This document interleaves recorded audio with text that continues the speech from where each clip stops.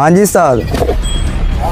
ਜਾਓ ਮੱਝ ਦਾ ਪਤਾ ਕਰਕੇ ਆ, ਉਹ ਲੈ ਕੇ ਜਾਣ ਡੇ ਆ, ਕਿੱਧਰ ਲੈ ਕੇ ਜਾ ਰਹੇ?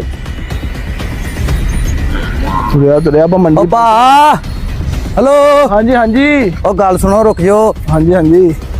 ਅਸਲਾਮ ਵਾਲੇਕਮ। ਵਾਲੇਕਮ ਅਸਲਾਮ। ਆਜੋ, ਕੋਈ ਪਾਣੀ ਪਿਆਈਏ ਤੁਹਾਨੂੰ। ਮਿਹਰਬਾਨੀ, ਕਿੱਧਰ ਸ਼ੁਕਰੀਆ। ਚੱਲੇ ਹੋ ਡੰਗਰ ਲੈ ਕੇ? ਆ ਮੰਡੀ ਵੇਚਣ ਚੱਲੇ ਆ। ਮੰਡੀ ਵੇਚਣ ਚੱਲੇ ਆ? ਹਾਂਜੀ।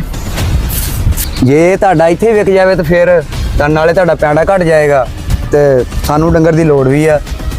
ਜੇ ਇਦਾਂ ਹੋਏ ਫੇਰ ਤਾਂ ਵਧੀਆ ਹੋਏ ਵੇ। ਹਾਂ ਦੱਸ ਫਿਰ ਕਿੰਨੇ ਦੀ ਦੇਣਾ? ਮੇਰਾ ਜ਼ੇਨ ਹੈਗਾ ਵਾ ਇਹਦਾ 12,000 ਦਾ ਸੇਲ ਕਰਨ ਦਾ। 12,000 ਦੀ? ਯਾਰ ਦੇਖ ਲਓ, ਮੈਂ ਕਹਿੰਦਾ ਤੁਹਾਡਾ ਸਫ਼ਰ ਵੀ ਹੈਗਾ, ਤੁਹਾਡਾ ਖਰਚਾ ਵੀ ਹੋ ਜਾਣਾ, ਤੇ ਕਿਉਂ ਨਾ ਆਪਾਂ ਜੇ ਤੁਹਾਨੂੰ 10,000 ਰੁਪਇਆ ਦਾ ਇੱਥੇ ਦੇ ਦਿੰਨੇ ਆ, ਨਾਲੇ ਤੁਹਾਨੂੰ ਪਾਣੀ ਪਿਉਣੇ ਆਇਓ ਤੇ ਸੌਦਾ ਡਨ ਕਰੋ। 10,000 ਚ? ਚੱਲ ਸਰ, ਗਰਮੀ ਬੜੀ ਹੈ, ਸਾਡਾ ਪੈਂਡਾ ਵੀ ਘਟਦਾ, ਚੱਲ ਰੱਖ 10,000 ਚ। ਚਲੋ ਠੀਕ ਆ, ਆਇਓ ਉੱਥੇ।